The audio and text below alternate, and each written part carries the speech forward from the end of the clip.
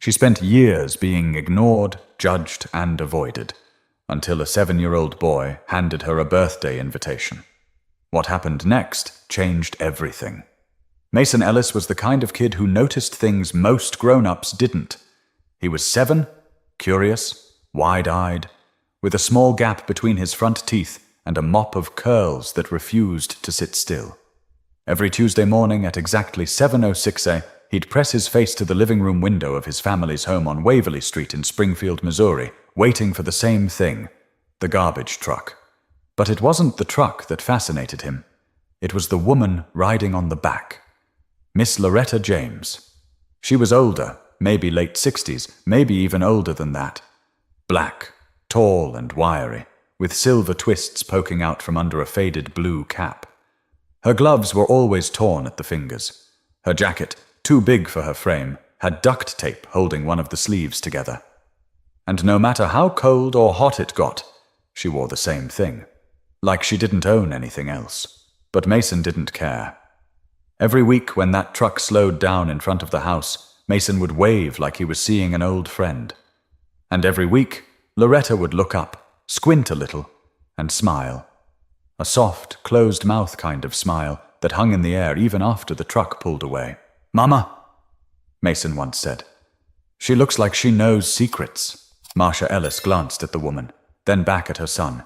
"That woman's been picking up trash around here longer than you've been alive. Nothing mysterious about it." But Mason didn't buy that. He liked Loretta, not because she was a sanitation worker or because she smiled. He liked her because she looked left out, like someone nobody ever invited anywhere. So the day before his birthday party, Mason did something he hadn't even told his parents about. He waited at the edge of the sidewalk, holding a folded piece of construction paper, red with smudged crayon all over it. Loretta didn't notice him at first. She was busy dragging a heavy bin toward the truck. But when she turned and saw him standing there in his Spider-Man pajamas and sneakers, she paused. "You lost?" she asked, voice low and gravelly from years of smoke or shouting or life. "Your mama know you out here." "I'm not lost," Mason said, holding out the paper. "This is for you." Loretta looked at him, then at the invitation. Her fingers hesitated before she took it. She unfolded it slowly. He'd written in thick block letters with glitter glue, the kind that never dried right. "You are invited to my birthday party, tomorrow at 2 p.m. in my backyard. There will be cake. I saved you a chair." He had even drawn her on the corner, a stick figure with grey hair, big boots, and a wide smile. Loretta stared at the card longer than Mason expected. For a second, she didn't say anything. She just looked at the boy, her eyes glassy, as if the world around them had disappeared. "I ain't got no fancy clothes," she said. "You don't need fancy," Mason shrugged. "Just come." Before she could say anything else, his mom called from the porch. "Mason, come in. It's too early to be out there." He turned to go, then glanced back. "See you tomorrow." Loretta looked down at the card again, then back at him. Maybe. But Mason didn't hear the hesitation in her voice, and Loretta didn't see the whispers that were already beginning to spread behind closed blinds. By noon, Waverly Street already knew. Marcia Ellis mentioned it offhand to her neighbor while clipping dead leaves off her potted ferns. "You'll never guess who Mason invited to his birthday party. That garbage lady, what's her name? Loretta. Handed her an invitation himself." Jeanette Conway didn't hide her reaction. She raised her brows so high they nearly disappeared into her hairline. "You're joking. That woman, no joke, walked right up to her with a handmade card like she was some fairy godmother." Jeanette leaned in, voice low. "You know she lives in that broken-down trailer off Old Boone Road?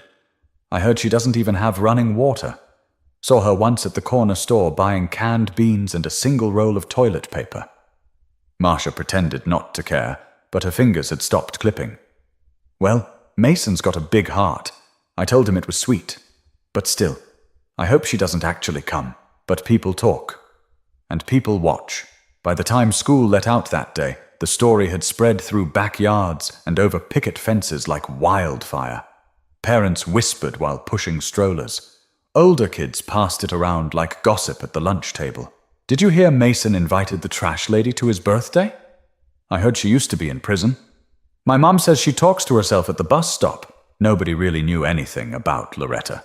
They only knew how she looked, how she smelled after lifting bins all day, how she never lingered, never chatted, never made eye contact for more than a second. She was the kind of person folks got used to ignoring. Once she'd left her gloves behind on the curb. A kid picked them up and brought them to school like a joke, called them hobo hands. Loretta didn't come back to that side of the street for 3 weeks. The thing was, Loretta didn't exactly want to be seen. She didn't mind the silence. It protected her, gave her distance from the stares, the memories, the things people thought they knew. But when she got home that Tuesday evening, she sat on the tiny, rusted porch of her trailer with Mason's card in her lap. She read it 3 times. Nobody had invited her to anything in over 30 years. Back in the 90s, she'd been a teacher, a real one. Mrs. Loretta James, 4th grade, room 12 at Branson Elementary. She had bulletin boards with cut-out stars, and she made up songs to help kids remember long division. She wore earrings that looked like ladybugs, until it all came crashing down. One accusation from a parent. No charges ever stuck, but the damage was done. Her contract wasn't renewed. Friends stopped calling. Her landlord raised the rent. Eventually, she took whatever job she could find to keep herself fed and off the street. Trash collection wasn't glamorous, but it was honest. Still, that little red card shook something loose in her, like someone had pulled back the curtain just enough to let a little light through. Wednesday morning, she showed the card to her co-worker, Felix, during their route. "You gonna go?" he asked, wiping sweat from his neck with a rag. "I don't know," she said. "I ain't got nothing to wear." "Wear that same busted jacket?" he laughed. "Ain't like it's a prom." She cracked a small smile but said nothing more. Back on Waverly, parents began quietly preparing. Some even called Marcia. "You sure she's actually coming?" one asked. "I mean, do we want our kids around that?" Marcia tried to brush it off. "It's probably just Mason being Mason. She won't show. People like that don't do parties." But deep down, something itched at her. Not fear, just discomfort. The kind that makes people clutch their purses a little tighter without realizing it. But the next afternoon, at exactly 2:06 p.m., just as Mason was biting into the corner of his birthday cake, someone cleared their throat at the gate. At first, no one noticed her. The backyard buzzed with laughter, and folding chairs creaked under the weight of chatting parents. Balloons sagged in the humid Missouri air. Kids chased each other around the swing set with half-eaten cupcakes in their hands.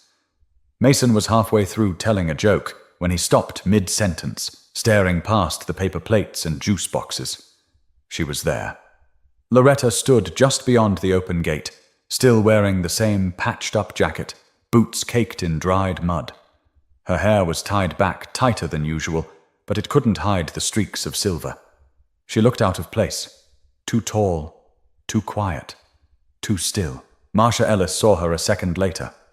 Her lips parted, but nothing came out. The conversations faded into a hush. One by one, heads turned. Some parents stopped mid-bite. A few shifted uncomfortably in their chairs, pretending to check their phones. Loretta cleared her throat again, holding a plastic shopping bag in one hand, Mason's birthday card folded neatly in the other. "I brought him something," she said, just loud enough for everyone to hear. Marcia stood up, her voice too bright, too tight. "Oh, hello there. You must be—" "Loretta," she said. "I pick up your trash on Tuesdays." The silence hung in the air like wet laundry. Mason didn't hesitate. He ran to her and wrapped his arms around her waist, burying his face in that old coat. "You came!" Her arms hovered for a second before resting gently on his back. "Told you, maybe. I saved you a chair. It's got your name on it. Come on!" He tugged her hand like it was the most normal thing in the world. Some of the kids stared. One girl whispered to another. A boy snorted and muttered, "She smells like old milk." Marcia caught that. "Connor," she hissed, elbowing her son. Loretta followed Mason to the corner of the yard, where a small plastic chair had been set up near the folding table. Her name was scribbled on a paper plate taped to the back. Loretta. The glitter had flaked off, but the effort was there. "I made you a plate," Mason said, lifting the foil. "Chocolate cake and the green chips, not the spicy ones." She smiled down at him, her eyes misting just slightly. "You remembered." He sat next to her and launched into a story about his favorite superhero, gesturing wildly with frosting-covered fingers. Loretta listened like he was reading her scripture. Meanwhile, the adults watched from a distance, unsure of what to do with themselves. Jeanette leaned over to Marcia, voice low. "Are you seriously letting her sit at the kids' table?" "She's not hurting anyone." "That's not the point. What if she's unstable? You don't know what kind of history she has." "I don't," Marcia admitted. "But Mason invited her. She showed up. What was I supposed to do? Turn her away in front of him?" Across the yard, a group of boys had gathered near the drink cooler, tossing glances at Loretta and whispering. One of them grabbed a cup, filled it with orange soda, and started walking toward her with a grin that didn't look friendly. But before he could reach her, Mason stood up and blocked his path. "She's my guest," he said. The boy raised an eyebrow. So, be nice, or go home." The boy blinked, looked around, then turned and walked off. Loretta didn't say a word, but she reached over and gave Mason's hand a soft squeeze. She didn't stay long, maybe 20 minutes. She ate a little cake, listened to a few jokes, and gave Mason a gift wrapped in newspaper, a small wooden whistle, hand-carved, rough around the edges, but beautiful in its own way. "I made it a long time ago," she said. "Figured you'd get more use out of it than I ever did." But as she stood to leave, a voice cut through the murmurs. Soft, unsure, but loud enough to be heard. "Wait, Miss Loretta, did you used to teach at Branson Elementary?" Loretta paused, hand still gripping the strap of her old bag. Her back stiffened. For a second, she didn't turn around. The question had come from the other side of the yard. A woman in a pale yellow blouse holding a paper plate of potato salad. Her name was Tessa Ridge, 34, worked at the bank, had 2 daughters in Mason's class, and wore the kind of shoes that clicked sharp on tile. "Branson Elementary," Tessa repeated. "Room 12. You had ladybug earrings." Loretta turned slowly. Her face gave nothing away, but her fingers tightened just slightly around the bag. "That was a long time ago." Tessa took a step closer. Her tone shifted. Softer, more curious. "I was in your class. You used to let us stay in during recess if we were having a bad day. You brought apple slices in little baggies. You taught me how to spell tomorrow." A few people perked up. Heads tilted. Someone whispered, "She was a teacher." Loretta nodded once. "Yes, I was." "But what happened to you?" Tessa asked. The question wasn't cruel, just honest. The kind of thing kids ask when they're too young to feel embarrassed by curiosity. Loretta's eyes met hers, then flicked briefly across the crowd. She sighed, slow and heavy. "I lost my job. A parent said I wasn't fit to teach. It wasn't true, but the principal didn't want the trouble. My contract wasn't renewed. No charges, no nothing. Just gone." She said it like she was reading a weather report. No drama, just facts. "I tried to get hired somewhere else, but people talk. Doors stayed shut. I fell behind on rent. I had to sell my car. One day someone handed me a vest and said, 'You want to work? Start lifting.' And I did." Nobody said a word. Not a single one. Mason, who'd been quietly listening, looked up at her. "That's not fair." Loretta shrugged. "Fair don't pay bills, sweetheart." Tessa's eyes were wide. "I always wondered what happened to you. You were the first person who told me I was smart." Loretta gave a tired smile. "Then maybe it was worth something." At the edge of the yard, Jeanette's son tugged at her dress. "Can I ask Miss Loretta how to spell volcano? I got to write a story for school." Jeanette blinked. She opened her mouth, then closed it. I guess you could." Loretta chuckled, just a little. "Volcano?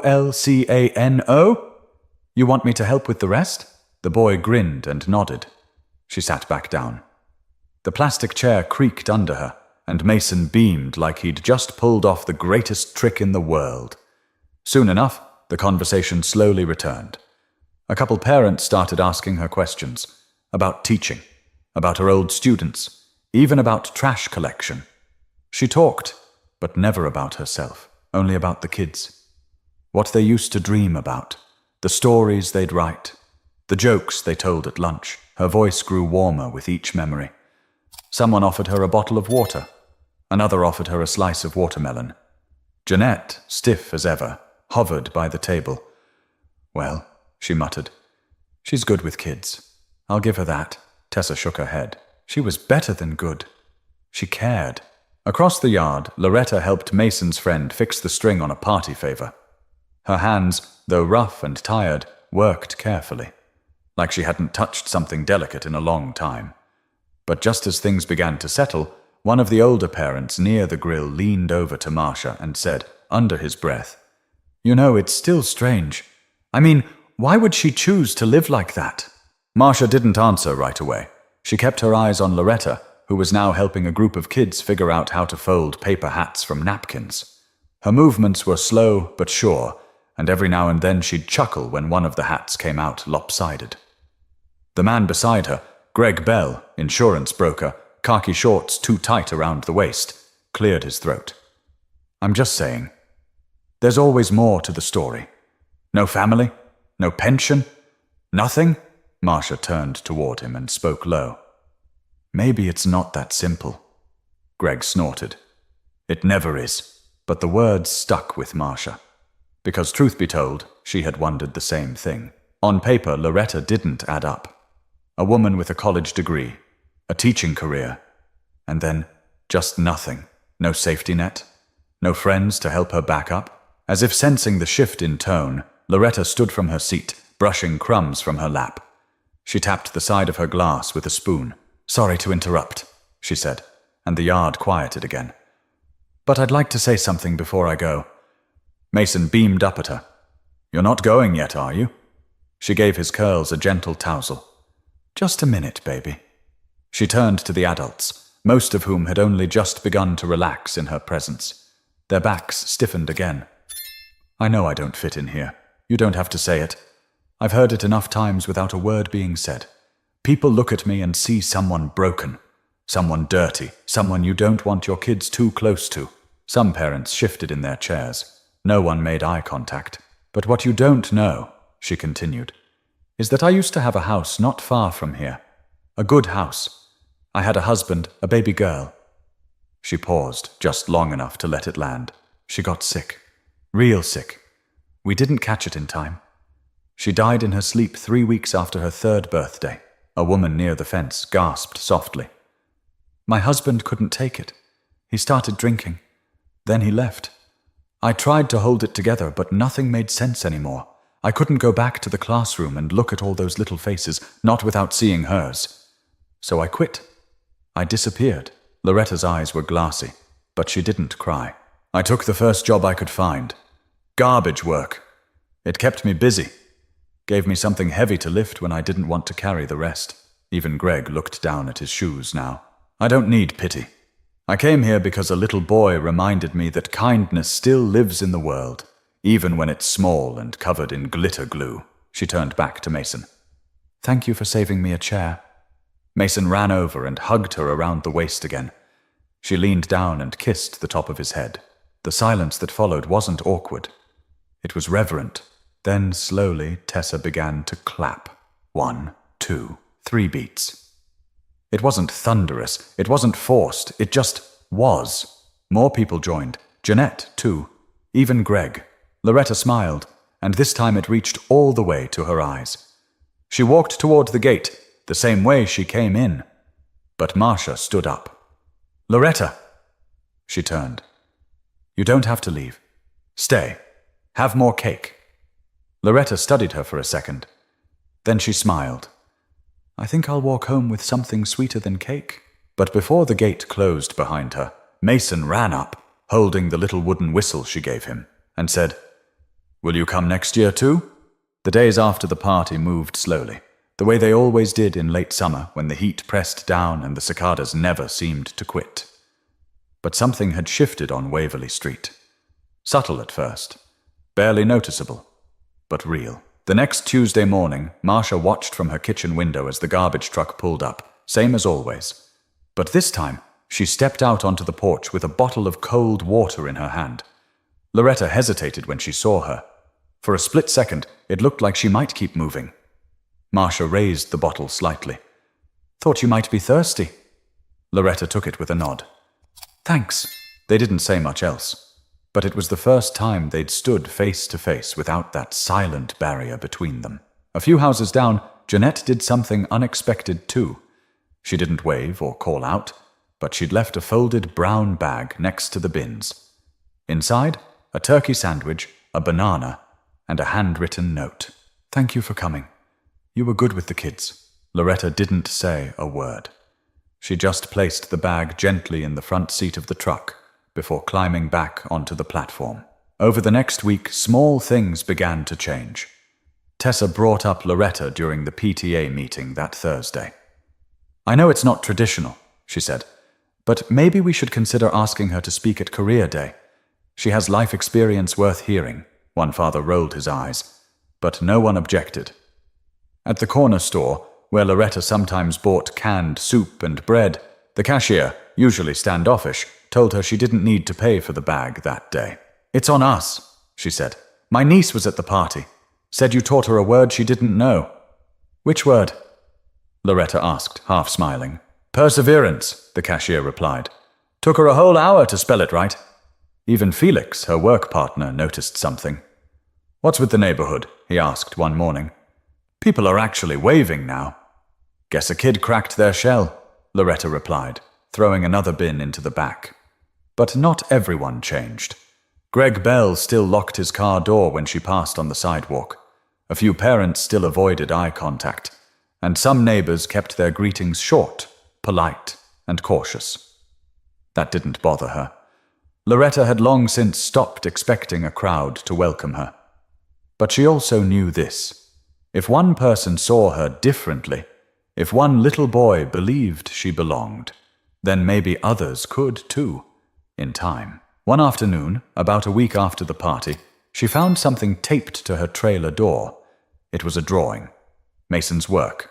Crayon on construction paper again. This time, it showed the two of them sitting side by side on those plastic chairs, slices of cake in hand, big goofy smiles on their faces. At the bottom, in capital letters, "Thank you for coming. You made it special." She stared at it for a while, then placed it inside, right on her fridge, held up by an old magnet shaped like a bowling pin. Across town, Mason talked about her constantly. At school, during recess, to anyone who'd listen. "My friend Loretta taught kids before she did garbage stuff," he'd say proudly. "She's really smart. She made me a whistle." Some of the kids teased him at first, but then he pulled it from his backpack and showed them how it worked. He told them she carved it herself, and that she'd probably make them one too, if they asked nicely. By the end of the week, 3 kids had drawn pictures for Loretta. One gave her a friendship bracelet. Another left a juice box on the trash can lid. Small things. But they mattered. But what none of them knew, not even Mason, was that Loretta had started filling out a form that had been sitting in her drawer for over a decade, a reinstatement application to substitute teach in the Springfield School District. It had been 16 years since Loretta had last set foot in a classroom, not as a cleaner or guest, but as someone standing at the front, holding chalk. The form was short, but every line she filled out felt heavy, like it had been waiting all this time to be touched again. She didn't tell anyone, not Felix, not Marcia, not even Mason. She just mailed it in on a Friday afternoon, hands trembling just enough to make her double-check the envelope twice. The wait was quiet. No one knew what she was waiting for, and she liked it that way. Meanwhile, life on Waverley Street continued. Mason went back to school with his backpack a little heavier, partly with books, mostly with stories. He told his teacher about the party, told her about Loretta and the wooden whistle and the ladybug earrings, told her that Loretta used to teach just like her. His teacher, Ms. Ramirez, smiled politely. "That's lovely, Mason, but something about the name must have stuck." Because the next week she sent an email to the district office asking if Loretta James was still certified. 2 days later, the reply came. "License inactive. No disciplinary record. Eligible for reinstatement upon application." Ms. Ramirez printed it and tucked it into a folder. 3 weeks after the party, Loretta received a letter in the mail. Thin, official-looking. Black ink on white paper. She opened it slowly, hands dry from the cold. "We are pleased to inform you that your request to rejoin the substitute teaching pool has been approved. Pending fingerprint clearance, orientation will begin the following month." She didn't cry. Not then. She sat on the edge of her small twin bed, rereading the letter in total silence. The kind of silence that holds something sacred. Then she placed it under her pillow, like a child afraid it might vanish by morning. That weekend, she walked to Mason's house, same as always. But this time, she didn't wait at the gate. Marcia answered the door, surprised to see her standing there with a pie tin covered in foil. "Hope it's all right," Loretta said. "It's peach, not fancy." Marcia blinked, then stepped aside. "Come in. Mason's in the back doing homework." He looked up when she entered the room, eyes lighting up like someone had flipped a switch inside his chest. "Loretta, you came! You still got that whistle?" "Of course I do. Want to hear it again?" "Maybe later," she chuckled. "I got something else to tell you." He listened closely, chin in his hand, like he was about to be let in on a secret. "I'm going to start teaching again. Just part-time. A few days here and there." Mason's eyes went wide. "You mean at my school?" "Maybe. Depends where they need me, but yeah, might see me in the hallway." He jumped up and hugged her, tighter than usual. She let herself hold on this time, let her fingers settle on his back, not hovering like before. Marcia watched from the doorway, and for the first time, she wasn't unsure. She wasn't polite. She was proud. "You know," she said softly, "if Mason had invited anyone else that day, I don't think it would have turned out the same." Loretta looked down at the boy, still clinging to her. He saw what others didn't. Mason grinned. "You were never invisible to me." Later that night, Marcia would sit on her bed and think about how many people she'd passed by without truly seeing. How many Lorettas she'd ignored, judged, or misunderstood. And across the neighborhood, others were doing the same. Loretta didn't change the world. She didn't move into a better home or win some grand award. But she got her seat back. At the table, in the classroom, in the eyes of people who finally chose to see her. And it all started with a slice of cake and a plastic chair. If this story moved you, share it. Remind someone that what we assume about people is rarely the full picture.